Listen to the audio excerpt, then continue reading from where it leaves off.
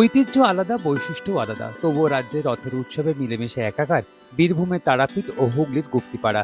তারাপীঠের বৈশিষ্ট্য এখানে রথে জগন্নাথ নন, নগর পরিদর্শন করেন স্বয়ং মা তারা। আর ইতিহাসে নানা গল্প বলে হুগলির গুপ্তিপাড়া। প্রায় ৩০০ বছরের ঐতিহ্যকে আজও বয়ে বেড়ায় বলাগড়ের এই রথ।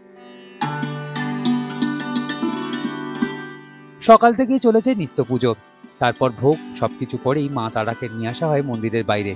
তার আগে থেকেই সাজানো থাকে তাঁর রথ। কথায় আছে, প্রাচীন সময় থেকে এই রীতি চলে আসছে তারাপীঠে।